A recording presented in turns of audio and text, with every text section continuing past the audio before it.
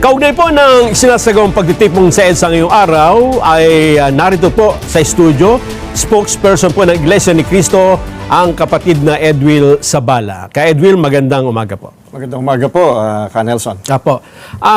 Ito pong pagdagsa ng mga tao sa White Plains, sa Quezon City, at meron ding nakita dyan sa Liwasang Bonifacio, ang iba po inatanong na sila daw po pala ay membro ng Iglesia ni Cristo. Ano po bang dahilan? Bakit nagtungo doon ang ilan nating kababayan at kasama ang mga miyembro ng INC? Magandang katanungan po at dala-dala ko nga po ang statement na nais kong basahin ngayon sa mga nanonood sa atin. Narito po ang statement ng Iglesia ni Cristo. Hindi tutol ang Iglesia ni Cristo sa pagpapatupad ng batas, pero tutol kami sa pagbaluktot sa batas, lalo na kung ang layunin ay para pagtakpan ang katiwalian. Gaya ng alam ng marami, si Senator Dante Marcoleta ay nanguna sa pag-iimbestiga sa isa sa pinakamalaking pandarambong na naganap sa ating kasaysayan. Sinimulan niya ito nang siya pa ang chairman ng Blue Ribbon Committee ng Senado. Subalit, pinalitan ng liderato ng kumiting ito. Gayunpaman, itinuloy niya ang paghahanap ng hustisya para sa atin na mga mamamayan. Ang ipinagtataka namin ay kung bakit siya na nagsusulong sa pag-expose ng mga sangkot sa napakalaking pagnanakaw sa Pilipinas ang kakasuhan at ipakukulong sa halip na ang mga na-expose.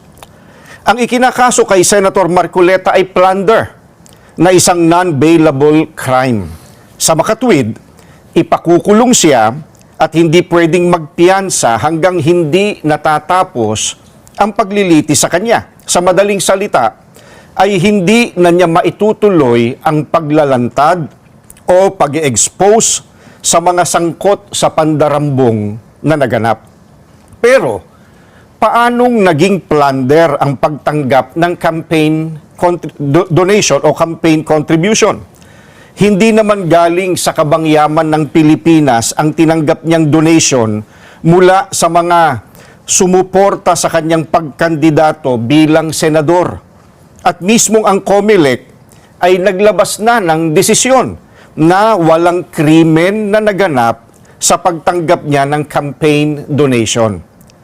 Sinusuportahan ng Iglesia ni Cristo ang itinataguyod ni Senator Marcoleta dahil ito rin ang posisyon namin. Nananawagan kami para sa transparency, accountability, justice, and peace. Kaya, nais naming iparinig sa mga kinauukulan na kahit ipakulong nila si Senator Marcoleta, ay hindi kami titigil sa paghingi ng katarungan para sa mga kababayan natin na ninakawan.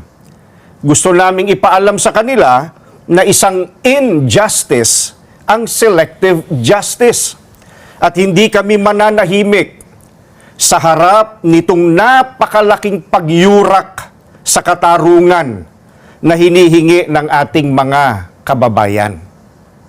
Yan po ang statement ng Iglesia ni Cristo. Maraming salamat po, Ka Edwin. Maraming salamat po.